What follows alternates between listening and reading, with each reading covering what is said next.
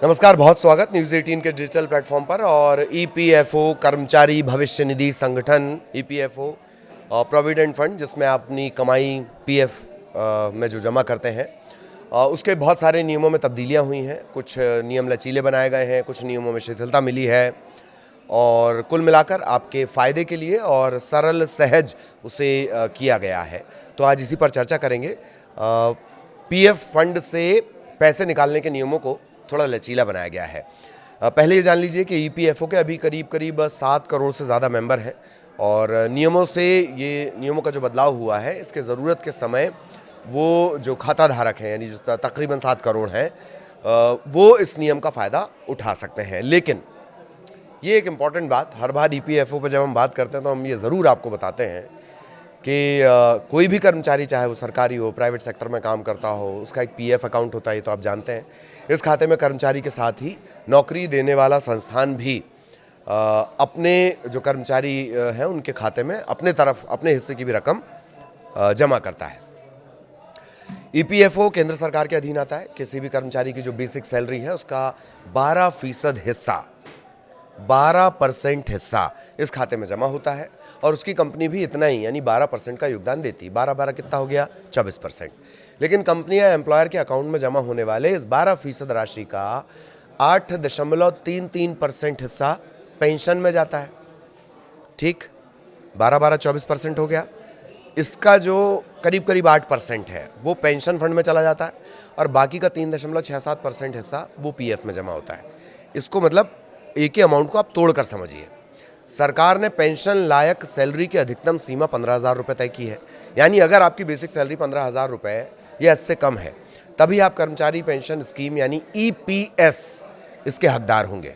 एक और ज़रूरी बात कि दरअसल मैं हर बार आपसे कहता हूँ कि ये बुढ़ापे के लिए कमाई होती है, लिहाजा इसे निकालने से पहले 10 बार सोचिएगा। अगर आपके पास कोई और विकल्प है तो आप उसका इस्तेमाल करें, और पीएफ के पैसे को हाथ भी ना लगाएं। ठीक है, वापस खबर पर आएंगे। श्रम मंत्री मनसुख मांडविया की अध्यक्षता में ईपीएफओ से जुड़े फैसले लेने वाली central board of trustee CBT, इसने कई महत्वपूर्ण निर्णय लिए हैं। इसके तहत अब ईपीएफओ के जो सदस्य हैं वो प्रोविडेंट फंड से पूरी रकम निकाल सकते हैं। पहले इसकी एक लिमिट थी कि आप इतना % ही निकाल सकते हैं। अब आप पूरी रकम निकाल सकते हैं। मिनिमम बैलेंस भी रहेगा, उस पर भी आ रहे हैं। तो ईपीएफओ के सदस्य प्रोविडेंट फंड से पूरी रकम निकाल सकते हैं। मिनिमम बैलेंस की शर्त बरकरार रखी गई है। ईपीएफओ पर आएंगे, लेकिन पहले एक और इम्पॉर्टेंट स्कीम। इस बैठक में विश्वास स्कीम को मंजूरी दी गई है। ईपीएफओ का कहना है कि अब आंशिक निकासी के 100% दावे ऑटोमेटिकली सेटल हो सकेंगे, और वो भी बिना किसी डॉक्यूमेंटेशन के, यानी कागज का लफड़ा खत्म। इसके अलावा फाइनल सेटलमेंट के नियमों में बदलाव हुआ है। अब पीएफ का प्री मैच्योर सेटलमेंट 2 महीने के बजाय 12 महीने, और पेंशन की निकासी 2 महीने से बढ़ाकर 36 महीने में की जा सकेगी। बैठक में विश्वास स्कीम इसको मंजूरी दे दी गई है, और इसका मकसद पेनल्टी के मामलों में मुकदमेबाजी को घटाना है। खामखा मामला अदालत में जा रहा है, खिंचता चला जा रहा है, उसको कम करना है। अब देर से जमा किए गए पीएफ पर पेनल्टी सिर्फ 1% पर मंथ होगी। श्रम मंत्रालय के मुताबिक, अब आंकड़े जान लीजिए क्यों ये फैसला लेना पड़ा। श्रम मंत्रालय के मुताबिक मई 2025 तक ऐसे मामलों में 2,406 करोड़ रुपए की पेनल्टी लंबित है, और केस कितने चल रहे हैं? 6,000 से ज़्यादा केस अदालतों में चल रहे हैं, अलग अलग अदालतों में। ये स्कीम 6 महीने चलेगी, और ज़रूरत पड़ने पर 6 महीने इसे और बढ़ाया जा सकेगा। ईपीएफओ ने India post payment bank IPPB इससे समझौता कर लिया है। ठीक है, करार कर लिया है। समझौता करके EPS 95 पेंशनर्स को उनके घर पर ही डिजिटल लाइफ सर्टिफिकेट उपलब्ध कराने की सुविधा शुरू कर रहा है। कौन? Post office. इसके लिए पेंशनर्स को कोई शुल्क नहीं देना होगा। अब वापस ईपीएफओ पर आते हैं। श्रम और रोजगार मंत्रालय की प्रेस रिलीज के मुताबिक सीबीटी ने पीएफ के खाते से पैसे निकालने के लिए जो 13 अलग अलग प्रावधान थे, इसे सिर्फ 3 में बांट दिया है। पहले 13 कैटेगरी थी, कंफ्यूजन ज़्यादा होता था, अब सिर्फ 3 कैटेगरी है। इसमें आवश्यक ज़रूरतें, इसमें बीमारी आ गई, शिक्षा आ गई, विवाह आ गया, फिर घर संबंधी ज़रूरतें हो गई, और एक तीसरी कैटेगरी क्या है? विशेष परिस्थितियाँ, ये शामिल की गई है। नए नियमों के मुताबिक ईपीएफओ के सदस्य अब अपने भविष्य निधि खाते में जमा राशि का 100% तक निकाल सकते हैं, जिसमें कर्मचारी और एम्प्लॉयर दोनों का हिस्सा शामिल होगा। हालांकि पैसे निकालने में 25% न्यूनतम बैलेंस रखना ज़रूरी होगा।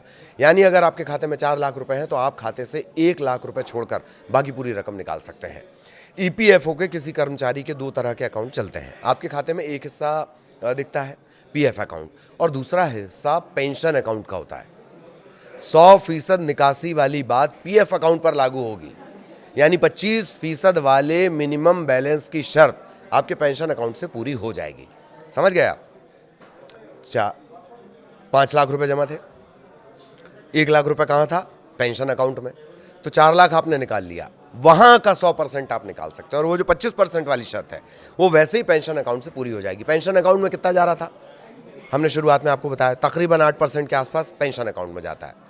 अब ये फैसला लिया क्यों गया? इसके पीछे मकसद ये कि कर्मचारी अपनी जमा रकम पर 8.25% की दर से चक्रवृद्धि ब्याज कंपाउंड इंटरेस्ट का लाभ ले सके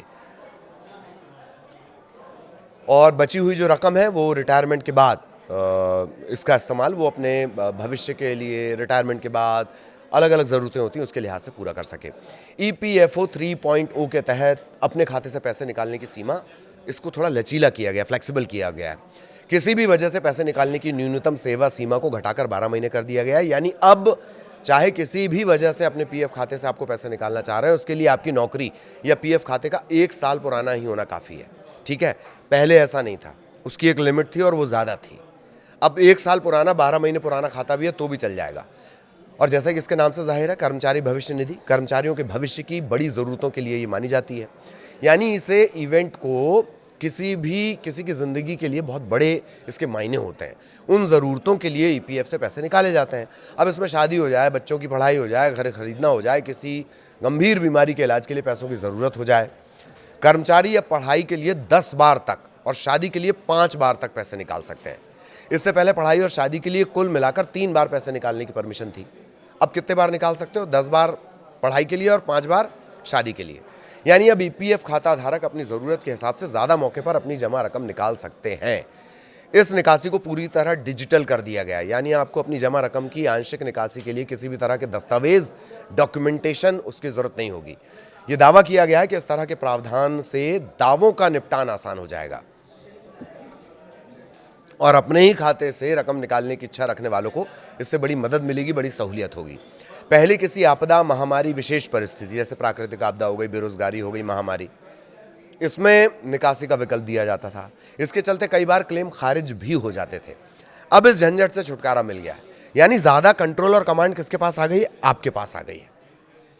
पहले ईपीएफओ का बाबू घुमा ही रहा है आपको, अब वो घुमा नहीं पाएगा।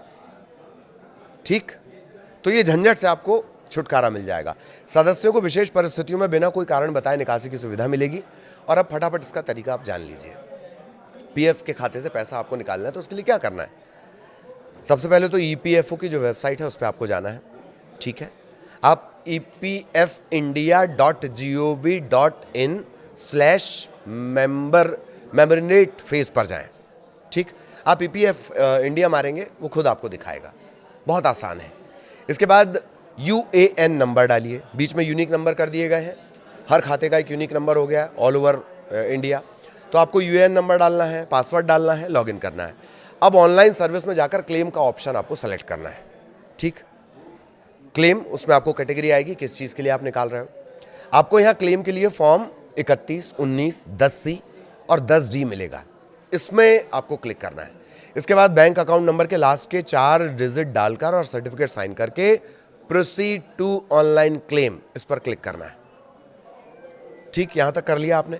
अब आपको जितना पैसा निकालना है वो नंबर दर्ज करना होगा, मतलब अमाउंट डालना होगा और एड्रेस वेरिफिकेशन होगा। ओटीपी डालने के बाद आपको क्लेम सबमिट करना है। क्लेम सबमिट होने के बाद पैसे आपके खाते में ट्रांसफर कर दिए जाएंगे। बस अब सब हो गया। इसके बाद इंतजार करना है उस दिव्य भव्य मैसेज का जिसमें लिखा होता है योर अकाउंट क्रेडिटेड और अमाउंट। बस हो गया काम। नमस्कार।